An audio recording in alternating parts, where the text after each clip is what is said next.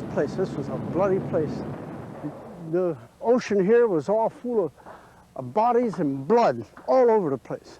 And the shells were landing all around us, yes. German 88s mostly. And a lot of gunfire going on. We could see the whole action on the beach from where we were. The assault on Normandy began in the early morning hours of June 6, 1944. 20,000 American and British airborne troops plunged into the dark farmlands behind the German beach defenders, while the main forces of British, Canadian, and American soldiers attacked at 5 areas along a 60-mile section of the northwest coast of France.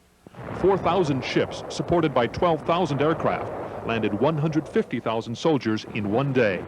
They were the vanguard of 3 million Allied troops whose fighting compelled the German surrender in Europe 11 months later. Such a supreme effort was not undertaken lightly, but carefully planned in utmost secrecy. They rendezvoused off the Isle of Wight and then headed south. Most of the old soldiers visiting Allied invasion headquarters today had no idea then what plans were being mapped out for their lives here at Southwick House. To appreciate the enormity of what they had accomplished is part of the reason they've returned to the south of England. Bill Vandermeer, a TV engineer from Portland, Oregon, but then a young Navy lieutenant at work on a giant dock project that sustained the invasion. Don Corey of Seattle, Washington, who landed with the 1st Division on bloody Omaha Beach. Dominic Remedio, a restaurant owner from Brigantine, New Jersey, who clambered ashore at the other American landing zone, Utah Beach. At least 150,000 D-Day stories need telling. Now that each of them is more than 60 years old, the soldiers have returned to the scene of the greatest amphibious invasion in history. But theirs was not the first armada to set sail from here. Now you're looking at the Mary Rose, and you're all probably wondering a little bit... This is what's left of Henry VIII's flagship, the Mary Rose, sunk in Portsmouth Harbor in 1545 as she set out to battle the French. Discovered and raised from the bottom in 1982, the Mary Rose is in the midst of a careful restoration. The main attraction in Portsmouth Harbor is HMS Victory, Lord Nelson's flagship, preserved as it was at the beginning of the 19th century, the height of English sea power. And it was from Portsmouth that the fleet which won the latest shooting war between Western nations set out for the Falkland Islands. The hopes and fears of those ancient and modern warriors form a perspective for the participants of the D-Day invasion. Most of them knew only their individual roles in Operation Overlord until they saw the ships that would carry them to Normandy. The view of Portsmouth Harbor today could not be more different than it was on the eve of the invasion. The sunshine contrasts with the storms that actually postponed D-Day from the 5th to the 6th of June in 1944. Today, the harbor is calm, with only normal commercial traffic and some ships from the Royal Navy, which has a base nearby. But on D-Day, people who were here said you could almost walk across the harbor on the decks of the ships massed for the invasion. Yes.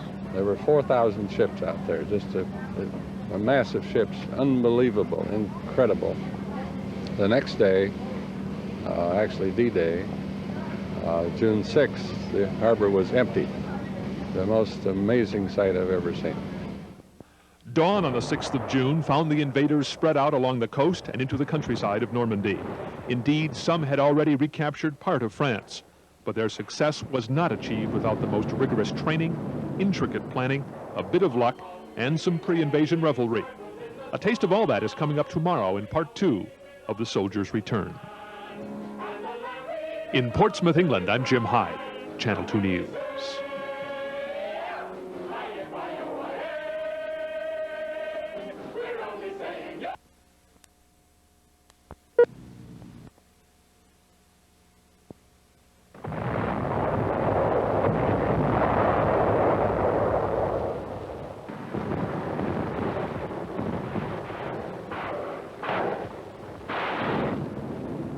Before the Allied soldiers set foot on Normandy's beaches, planning for the invasion of Europe had been underway for more than 2 years.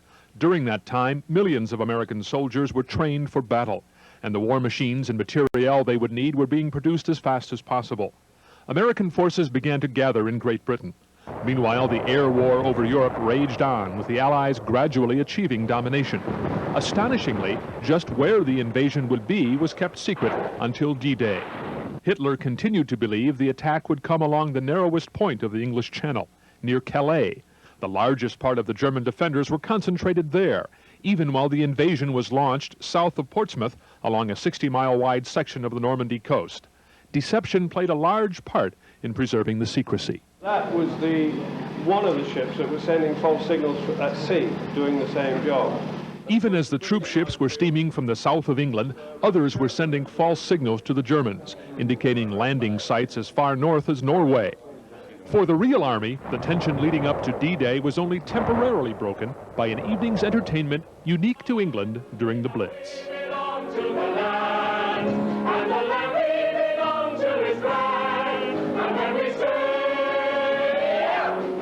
40 years ago, this is how some of the soldiers relieved the tension building towards D-Day.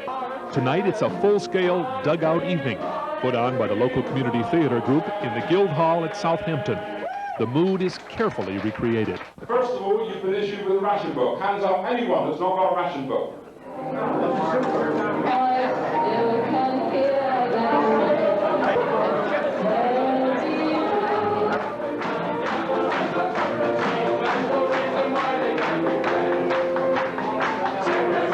The phrase, the war to end, was on every lip, and measures had been taken to turn it into reality.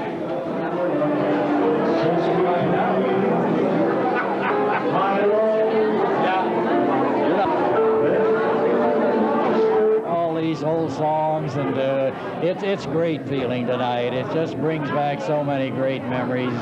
It's hard to explain, really.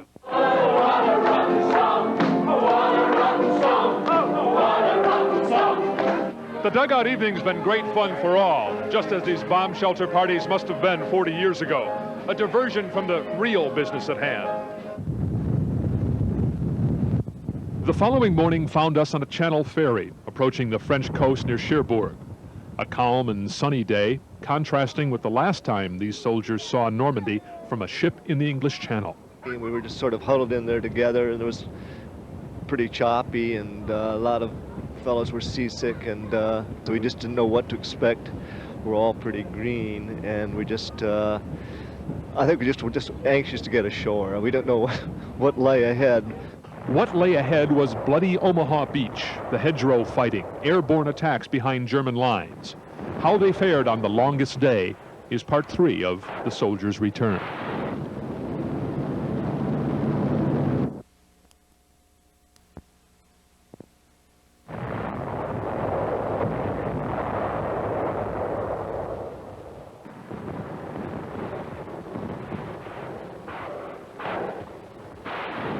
Have you ever waded into the surf on the Oregon coast? Well, sometimes it's all you can do to stay on your feet. Now compound the problem.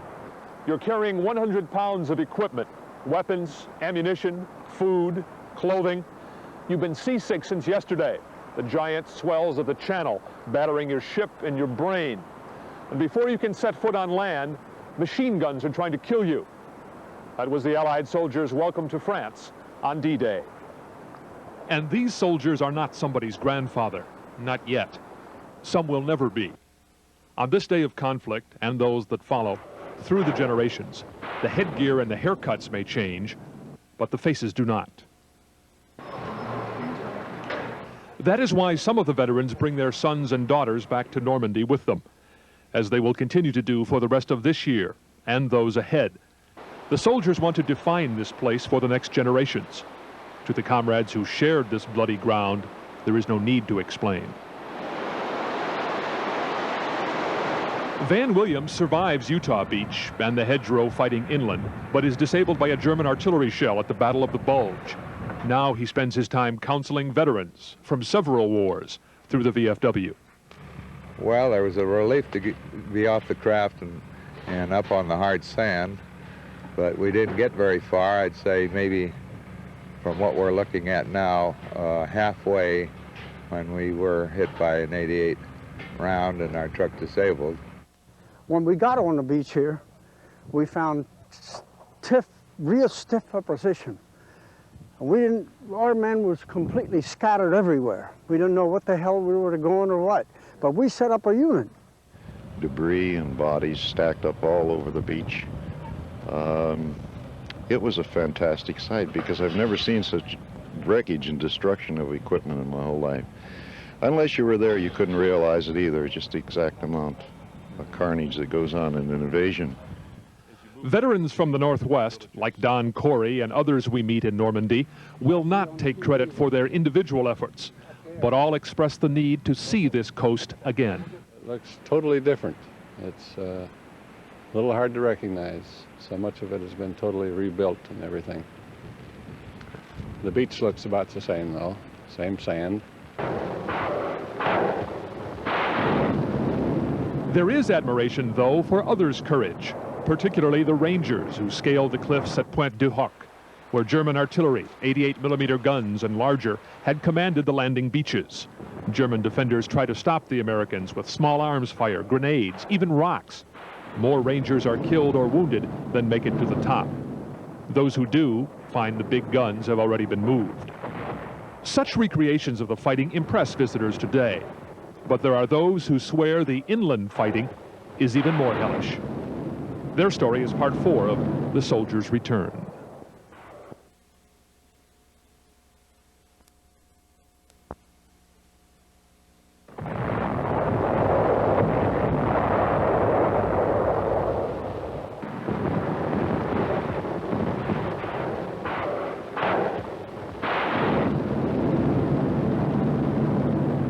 Not all the Allied forces have to charge across the beach, but their entry into France is also frightening.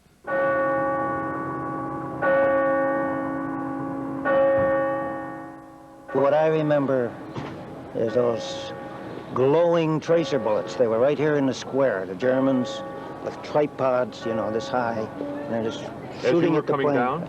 Oh yes. They didn't hit many. But I saw dead paratroopers hanging right from trees in the square. Paratroopers who do not land in the drop zones outside of St. Mary-Glise are as helpless as the dummy that hangs in the church steeple today.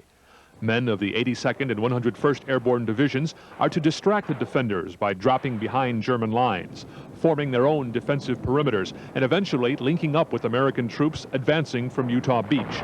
But bad weather, darkness, and confusion scatter them for miles. There was a lot of gunfire, anti-aircraft fire, machine gun fire, and it was just pandemonium for a while, and it kept getting another guy and find another guy. Meanwhile, on the eastern edge of the 60-mile-wide landing area, British airborne troops are arriving more accurately near the city of Caen. Their objective: to secure bridges on the Orne River and Canal, forestall a German counterattack, and save the structures for the Allied advance. Minutes after midnight, the morning of June 6th, they land by glider, just 50 yards from their goal. To capture these 2 bridges by surprise. And in order to get that surprise, we were to land by glider just after midnight and be the first troops to land in the whole invasion. Today, Major John Howard, leader of the glider troops, holds court outside the inn that he and his men liberated in 1944. Visitors flock to meet one of D-Day's more celebrated heroes. The veterans encounter another British subject of song and story nearby.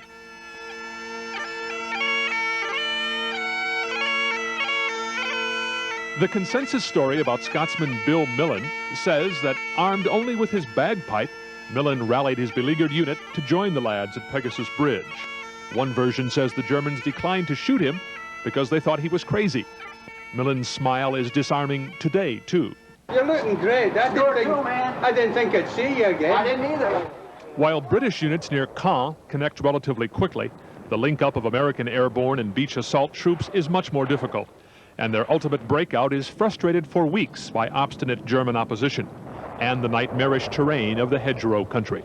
The Germans could be along here. You could maybe have a couple of people along here with a man-a-tank gun along here. He had an automatic place for security back here.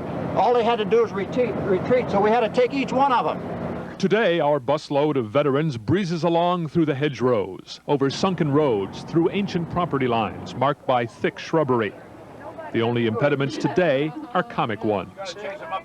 But in the weeks of late June and July 1944, reconnaissance patrols meet deadly opposition. They would just tell us to go down these little country lanes. I mean, just 2 little ruts on a road down through an orchard. They say, just keep going down there till you get hit. They want to know where these Germans were hidden. Invariably, German defenders occupy positions concealed in the thick shrubbery. Enemies are almost within arm's length, and do not see each other. In this hedgerow, when I was wounded, they were right on the other side of the hedgerow, probably no more than 2 feet or 3 feet from me, and this huge 7-foot earth mound was separating us, and we're just lobbing grenades back and forth, and I just happened to get hit, and a lot of my friends were killed. Not a lot, my best friend.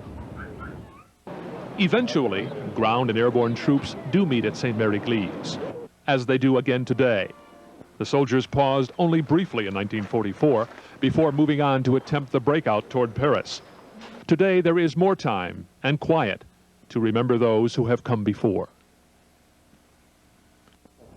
The village of St. Mary-Église has been totally rebuilt, and the American soldiers who had to practically destroy the village in order to set it free have been warmly welcomed back. But the evidence of their first visit has now been welded to the religious tradition in Normandy. At St. Mary-Église, I'm Jim Hyde, Channel 2 News.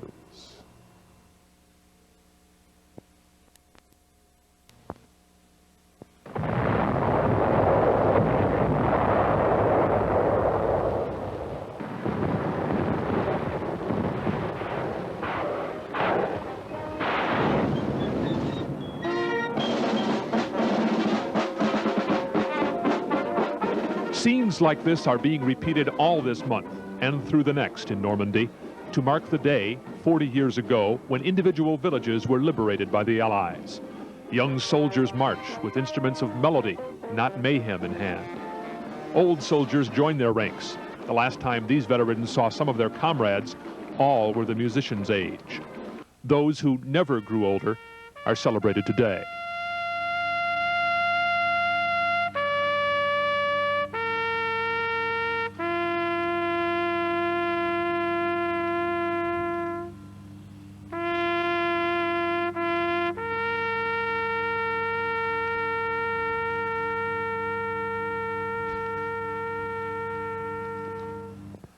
More than 9,600 Americans remain in Normandy, beneath crosses and stars of David, at Saint-Laurent, just above Omaha Beach, where many of them died. People who owe their present positions of power or safety to them come to honor the soldiers' sacrifice.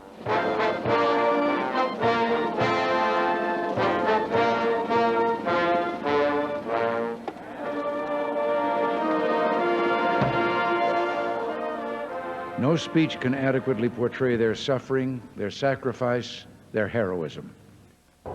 When President Reagan visited the American cemetery here at Saint-Laurent, security precautions were very strict. Everyone's actions were controlled. Now, certainly the thousands of American veterans who came back here would have liked to have met their president. But mainly, they returned to visit the comrades who never left Normandy. Reverence for the courage of the dead is very much alive here, not only when presidents, prime ministers, and television networks arrive, but also in the communion of one soldier with another.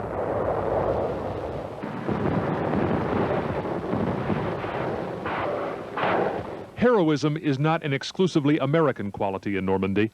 British and Canadian forces battle grimly for every inch of territory in their sectors.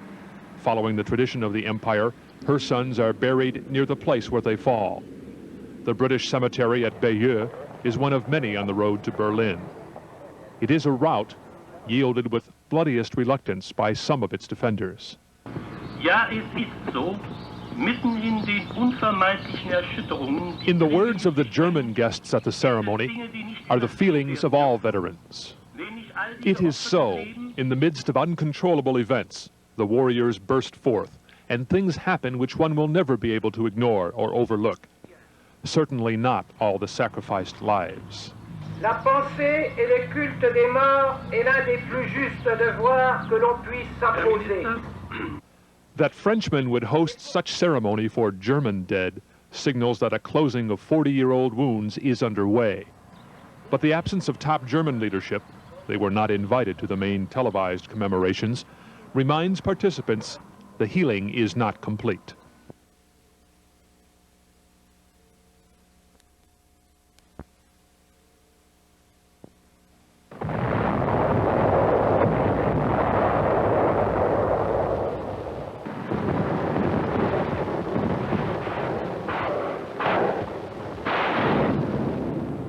The courage and tenacity displayed by the Allied troops on the beach is undeniable. But to dislodge the entrenched German defenders, they'll need more weaponry and supplies than they can carry on their backs or drop from their airplanes. The Allies need a safe harbor to unload tanks, trucks, artillery, and supplies, and they need it as soon as possible to prevent the Germans from driving them back into the sea. Normandy has an ideal port, Cherbourg, at the end of the Cotentin Peninsula, just west of the landing beaches. But Cherbourg remains in German hands for almost 3 weeks after D-Day. Cherbourg was totally occupied at that time and was impenetrable, and it was mined and protected like you can't believe. There was no possible way to utilize Cherbourg for a long time until it was recaptured. When General von Schlieben finally surrenders to officers of the U.S. 9th Division on 26th June, his troops have already blown up and booby-trapped much of what the Allies have not destroyed in trying to capture Cherbourg.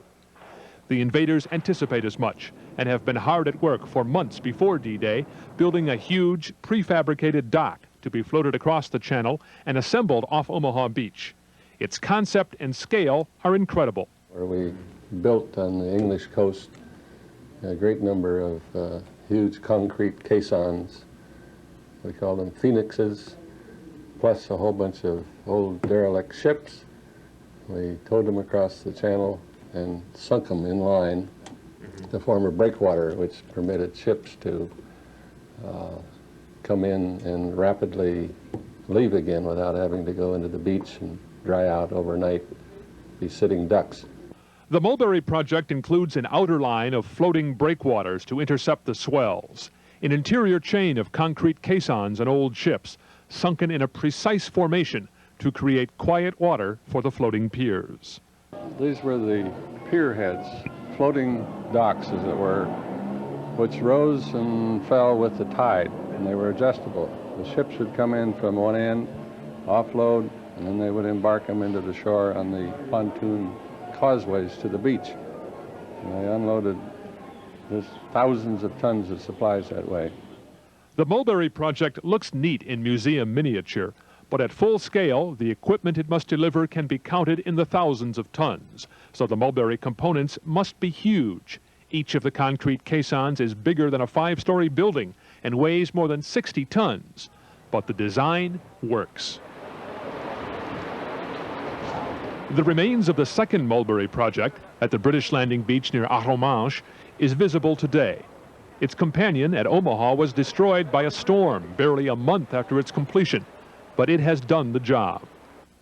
The former young lieutenant, now a retired Navy commander, finds it hard to believe the Mulberry is gone, along with the Omaha Beach tents where he directed radio communications from the project. But the satisfaction of the joint success at Normandy is undiminished, even 40 years later. Sustained by courage and convoys of equipment, the liberation now really gets rolling on the road to Paris and beyond. That story is part 7 of The Soldier's Return.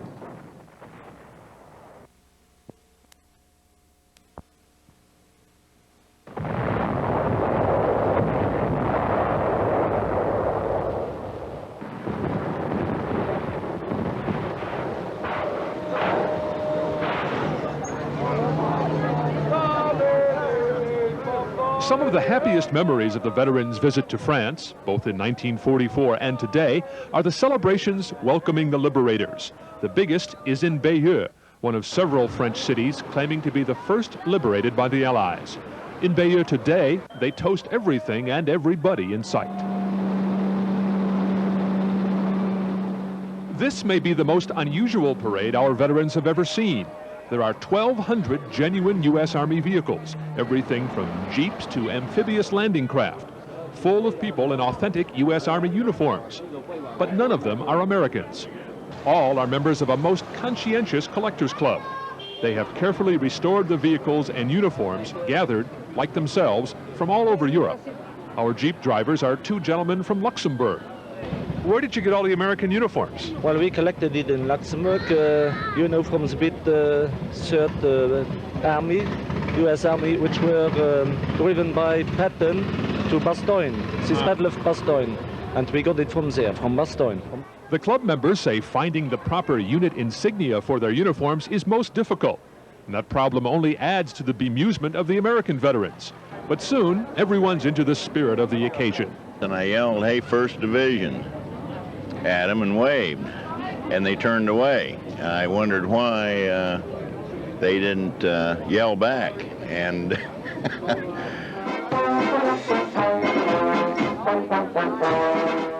Other municipal claimants to the title of First Liberated welcome the returning soldiers in their own way. Throughout the summer of 1984, as in 1944, Allied territory gradually widens. After securing their beachhead, the Allies strive to break out. The first goal is to cut across the base of the Cotentin Peninsula and then capture the city of Cherbourg, protecting the rear of their offensive position. That is accomplished June 26, 1944. Now the Americans turn their attention south and then east to outflank and surround the German 7th Army. But the task is not easy, taking the rest of June and July to execute. And even then, some of the Germans escape. But General Patton's armored divisions and other Allied troops are racing toward Paris too.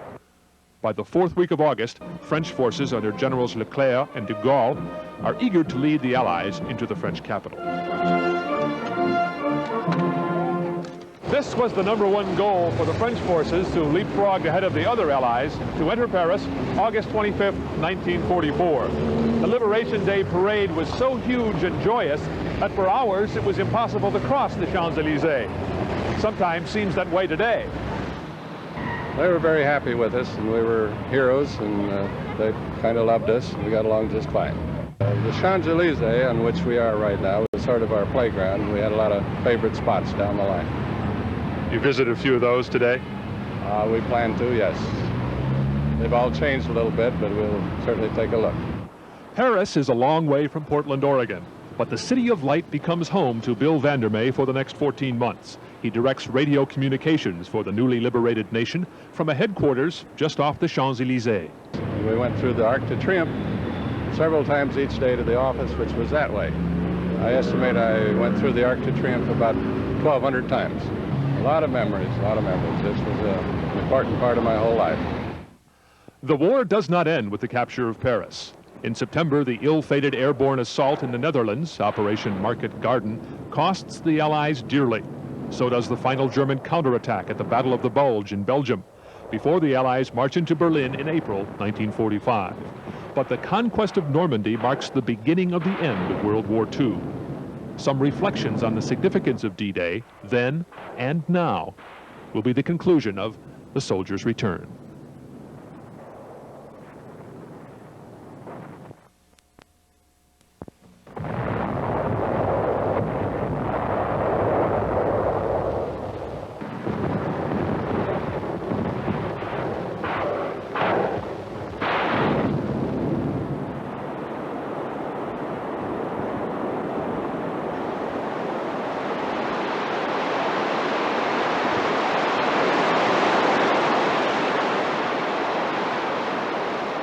It would be presumptuous of my generation to claim to understand the feelings our fathers have about the war they fought here.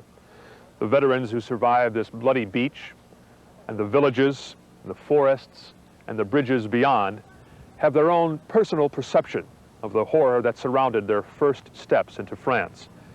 The soldiers have returned to face that again. One of the interesting things that we tried to do was, because of the mines, walk step where there were footprints in the sand. There wasn't any mines because several of the boys had been hit by mines there and were laying there. We had to keep going.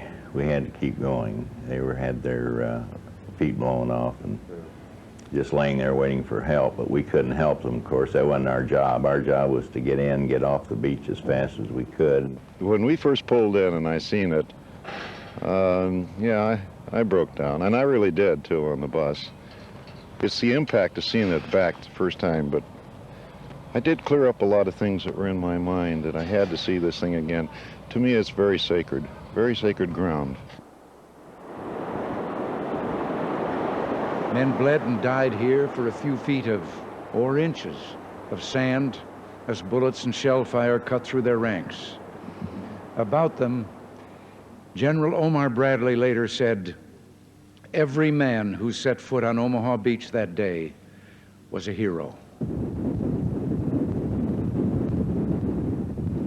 There are many war museums in Europe. They will be here as long as new generations want to see their display cases, filled with memorabilia of the last so-called good war.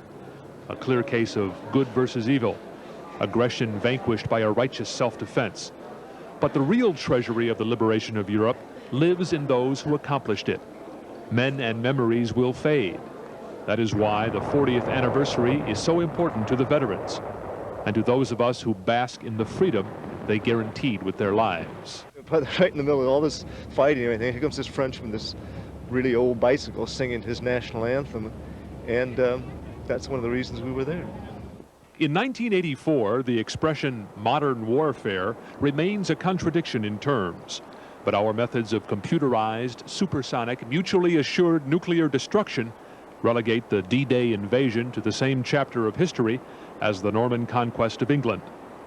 Whatever the particular war, the lessons learned by the warriors remain the same. War is a state of mind created by those who have never fought and totally rejected by those who have. Normandy is a peaceful place now. Its beaches are no longer covered with the men and machinery of war, destroyed in a colossal battle. I hope that the soldiers who've returned can bring some of the serenity home with them. And I also hope that those of us who did not experience the fighting can at least begin to comprehend the courage that was displayed here 40 years ago. On the coast of France, I'm Jim Hyde, Channel 2 News.